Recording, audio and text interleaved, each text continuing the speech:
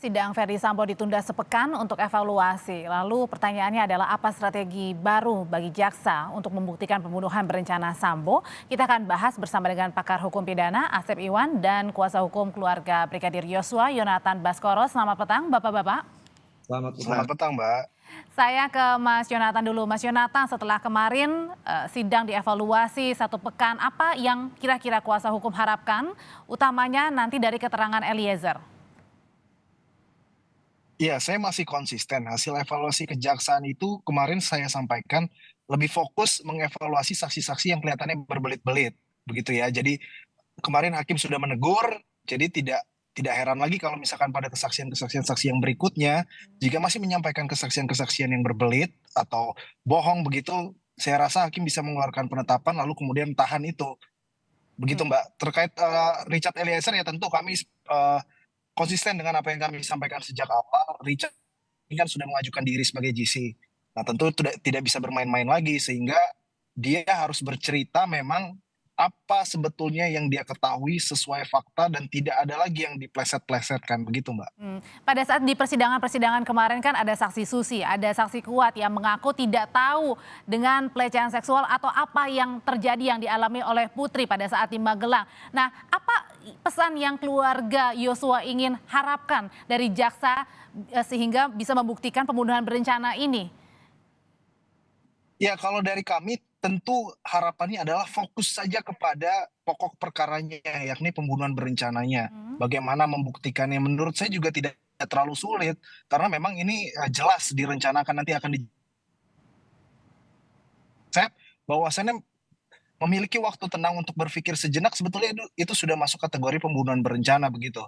Namun terkait dengan apa yang diangkat tentu kami memprotes keterangan-keterangan saksi dalam hal ini tidak mendasar karena hanya victim profiling saja yang diangkat sedangkan sisi buruk atau sisi-sisi lain dari FS dan PC ini sendiri tidak diprofiling. Nah, ini kan menurut saya tidak fair. Seharusnya ada fairness di sini baik korban maupun para terdakwa begitu, Mbak. Nah, kalau tadi Mas Yonatan sebagai kuasa hukum sudah menyebutkan ada victim profiling, sepertinya ini menyudutkan justru malah menyudutkan korban Kang Asep yang dilihatnya sebenarnya apa sih dari beberapa minggu ini yang jaksa ingin buktikan ketika menghadirkan ajudan, menghadirkan orang dekat atau bawahan dari Ferdy Sambo dan Putri? Ya, yang pertama memang betul katakan nih guru saya Jonathan ini guru saya ya. Jadi yang pertama ya kok konsentrasi aja karena jaksa itu mendakwa dengan pembunuhan atau menghilangkan atau merusak barang bukti undang-undang ITE. Jadi mainnya di situ, nggak usah tanya yang lain-lain gitu. Satu itu. Kedua, kalau sekarang ada isu apa ada lempar ya profilnya almarhum J, sekarang kan siapa saksinya? Susi aja sama siapa? Si Kuat yang suka bohong aja kan tidak tahu. Kalau tidak tahu RR juga jadi siapa yang tahu? Nah, sekarang anggap aja lah benar si almarhum J ini wah dia apa pilihan berganda ya pilihan berganda kan yang tadi waktu main di klub malam ya tuh saya sama Jonathan dulu sekalian main klub malam tuh terus yang seksual misalkan kemudian banyak pacarnya ya sekarang nah hukumnya kan itu kan buktinya nggak ada kalau itu memang ada harus jadi berkas selama jadi berkas ya nggak bisa gitu katakan itu juga ada misalkan ya. Jadi ini artinya belum persidangan ini selama beberapa minggu ini belum fokus ya kepada pembuktian untuk pembunuhan berencana ini, masih di luar saja gitu? Ya mungkin pada konsentrasinya buyar, mau ngelihatnya mungkin lebih senangnya ngegosip tadi klub malam karena memang suka klub malam, pilihan ganda mungkin segitu pilihan ganda dikiranya pemain bulu tangkis. Jadi kesana semua. Padahal kan sekarang ketika jaksa menyerahkan dakwaan itulah yang diperiksa dasarnya. Saya mengerti nah, pihak-pihak tertentu yang supaya mengalihkan kepada pilihan berganda tadi atau kekerasan seksual tadi. Ya dia akan membuktikan bahwa itu pembunuhannya spontan, dia melakukan itu bisa dimaafkan, tidak bisa kan dengan adanya katakan sekali lagi mohon maaf dan seandainya misalkan J melakukan itu semua kan tidak dengan cara dibunuh jangan kan dibunuh dikepret aja nggak boleh apalagi sekarang dicari ingat loh menuduh orang yang sudah meninggal ya sekali lagi dan merugikan kliennya tiga ya sekarang pasalnya ada itu baik delik aduan maupun delik biasa ya dan itu saya kira kriminal jadi saya kira orang yang sudah meninggal bahkan tidak hanya secara yuridis ya ada pasalnya ya 230 dan 231. Sekali lagi, secara etis aja nggak boleh. Kita kan nggak boleh orang meninggal itu ditutupi aibnya. Mikul dubur mendem jero. Secara agama juga agama apapun nggak boleh orang meninggal itu ya tutup aibnya. Nah sekarang kok ngapain buka? Yang diadili itu kan Sambo ya dan 5 orang itulah ya termasuk E. Tapi kan bukan C. Yang ngapain nyari-nyari yang sudah meninggal gitu, mencari apanya? Justru kan jadi titik J ini dibunuh gitu. Nah, Oke, udah kalau gitu pertanyaan selanjutnya adalah siapa saksi-saksi yang harusnya dihadirkan ke depan bagi jaksa penuntut umum untuk membuktikan pembunuhan berencana ini, Mas Yosua? Mas Mas Yonatan Yonatan, mungkin. ya, mohon maaf. tua. Ya, menurut saya tentu hasil evaluasi kejaksaan kemarin ya yang saya baca adalah memang katanya ada indikasi saksi-saksi bohong ya. Karena terpengaruh oleh live katanya. Pengadilannya disaksikan live sehingga mempengaruhi begitu sehingga nanti ada kemungkinan sidangnya tidak live begitu. Nah, tapi apa yang mau saya sampaikan di sini adalah jaksa-jaksa ini sendiri kita juga belum tahu siapa saja yang dihadirkan sampai saat ini. Hmm. Nah, apa itu dirahasiakan atau bagaimana sebetulnya kita tidak tahu. Tapi yang jelas adalah kita berharap saksi-saksi yang dihadirkan nanti tentu saksi-saksi yang betul-betul melihat, mendengar, dan mengalami begitu Mbak. Sehingga tidak bias kemana-mana. Dan yang tadi kembali ke poin awal yang saya sampaikan, kalau memang ternyata saksinya masih itu-itu aja, nah saya mohon kalau memang sudah evaluasi, sudah ada indikasi kebohongan, masih bisa berbohong lagi, menurut saya udah waktunya untuk ditahan dan ditetapkan sebagai tersangka. Karena mereka udah di bawah sumpah loh, mereka tidak bisa main-main. Hmm. Kalau gitu Kang Asep sendiri melihatnya siapa sih saksi-saksi yang seharusnya dihadirkan untuk memperkuat dakwaan dari JPU ini? Kan sampai sekarang ini belum terlihat juga ya ada ahli begitu misalnya. Nah, sekarang kan tinggal yang di kelompok 5, katakanlah mereka yang 4 terdakwa, PC, PS, KM, RR. Kan si E dulu lah, kalau E kan sejak awal udah JC, udah diakui kejujurannya. Kan dia tinggal terbuka semua, dia udah mengakui menembak, membunuh atas perintah jabatan yaitu FS. Nah, sekarang dia mengakui 3 atau 4 kali tembakan. Faktanya lukanya beberapa dan beberapa terdengar suara tembakan. Kan tinggal dibuktikan siapa yang menembak selain kalau udah mengakui 3-4, nanti kan ahli balistik akan membuktikan nih peluru yang keluar tidak 3-4 kali, tapi lebih dari 4 kali. Terus luka juga ya, yang menentukan juga salah satunya adalah kenapa luka dari belakang keluar dari hidung dari depan. Berarti ada yang menembak dari posisi mana gitu kan. Nah, sekarang tinggal ahli balistik nanti yang membuktikan sesuai dengan ahli forensik. Nah, kan alat bukti salah saksi. Kalau saksi sudah cukup lah, tinggal silang aja yang 5 itu ya. Tinggal yang 5 itu silang itu selesai. Nanti bersesuaian, itu akan bersesuaian dengan forensik. Lukanya di mana, kata balistik dia nembak lebih 3 kali, ada yang lebih nembak ya. Kalau udah jelas sudah mengakui sejak awal bahwa dia telah menembak 3-4 kali atas perintah. Tapi ternyata faktanya ya lebih dari 3, makanya tentukan nanti keterangan ahli ya. Keterangan ahli siapa? Ahli balistik, ahli forensik, udah cukup kok ya. Kemudian nah tadi surat ahli hasil forensik dan ahli balistik. Berarti selanjutnya adalah ahli-ahli yang dihadirkan ya, tidak perlu saksi lagi. Nah, tinggal kan silang yang 5 itu kan. Nggak usah yang sering saya katakan, mohon maaf ya, saksi-saksi yang sudah tidak berkenan menghabiskan durasi ya, ngapain juga gitu didengar orang-orang itu, tidak ada kaitannya. Karena sudah terbukti ini 340 itu merampas nyawa. Nyawanya jelas yang hilang siapa?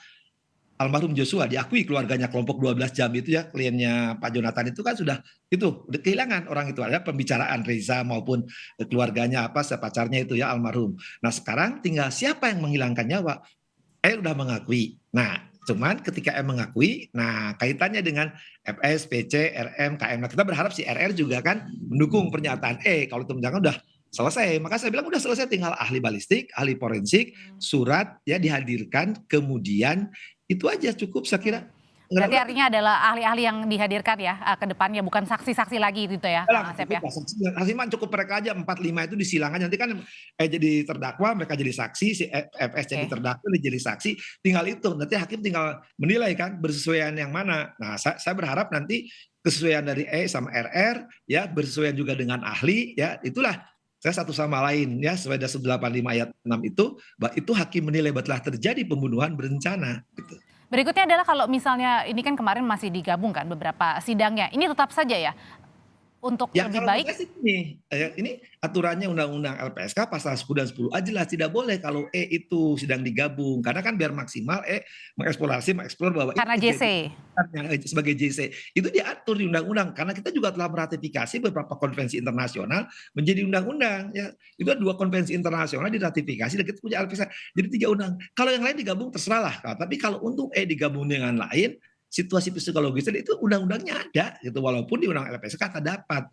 Tapi sejak awal juga pemisahan. Maka di luar negeri kan sekarang katakan tidak dituntut ini karena kejujurannya membuka ini kan gara-gara semua kan setelah didorong oleh pihaknya Jonathan dan kawan-kawan bahwa ini ada sesuatu yang memang janggal di awal, bukan tembak-menembak pembunuhan. Nah, Ya. dibukalah oleh Nah, ketika di sidang jangan disatukan. Tapi kalau sekarang para pihaknya setuju ya sudah, mau diapain lagi, yang penting kita RR ya jujur lah gitu ya apa adanya, bahwa yang terjadi itu memang yang nembak selain ada juga yang menembak lain. Nah, itu harus dibuktikan di persidangan, tinggal dikejar oleh jaksa. Kalau FS nyangkal, FPC ngampam, terdakwa kan keterangan terdakwa berlaku bagi dirinya, itu 189 ayat 3. Ya, silakan berikutnya Mas Yonatan. Ya, saya sepakat dengan apa yang semua disampaikan oleh Kang Asep, itu clear dan jelas. Nah, ini kan nanti akan jadi pertarungan di dalam persidangan, yaitu pertarungan saksi-saksi ahli nanti yang dihadirkan. Nah, ini seperti kasus Jessica Mirna ini yang kemarin bertarung kan keterangan-keterangan saksi ahli ini. Nah, kami berharap juga terutama ini untuk ahli forensik nanti, psikologi forensik yang katanya dari penasihat hukum sebelah sana memiliki bukti-bukti pelecehan seksual yang katanya salah satunya adalah psikologi forensik. Nah, ini psikologi forensik yang mana yang dipakai? Nah, ini kan kita nggak tahu ini. Dan itu juga perlu Gitu loh, dihadirkan Mbak. juga kah psikolog forensiknya yang pada saat itu memberikan penilaian atau assessment kepada Ibu Putri? Atau yang netral Ya, saja? ya, yang harus yang netral dan kredibel. Ya, saya rasa yang Nah, Jonathan, jangan sampai ahli pendapat sesuai dengan pendapatannya, nggak lucu lah gitu ya. iya, betul, betul. Harus Carilah yang ahli yang memang betul-betul. ahli gitu, bukan ahlinya tadi Betul. ahli bersaksi, saksi berahli gitu. Jadi Kalau jangan. dari pihak keluarga sendiri ada titipan nggak apa yang mungkin ingin diungkapkan juga pada saat beberapa kali proses persidangan ini yang sudah hampir 1 bulan ya kurang lebih ya? Ya, yang disampaikan oleh keluarga ini nyawanya sudah dibunuh, karakternya jangan dibunuh lagi lah. Ini kan kejam banget nih menurut kami, kuasa hukum dan keluarga.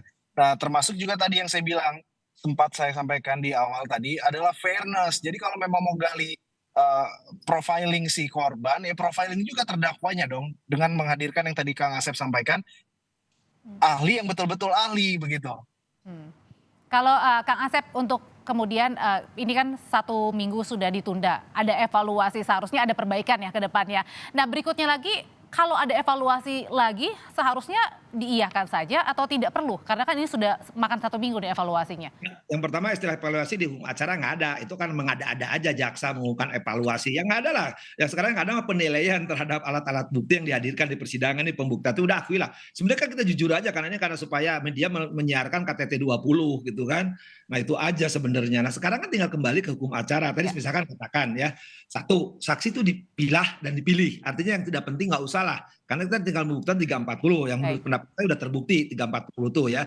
Kedua, misalkan tadi, nah untuk mendukung 340 jaksa itu tinggal memilih dan memilah. Kedua, di pertanyaan nanti di pertanyaan yang tidak perlu nggak usah ditanyain lagi. Jangan jaksa ikut-ikutan. Apakah ada kelasan seksual? Dan saksi yang sudah pernah tidak usah lagi, misalnya kayak Susi ya sampai dihadirkan 2 kali misalnya. Itu dihadirkan ngapain jadi si milikiti? Kalau saya udah tinggal ditahan.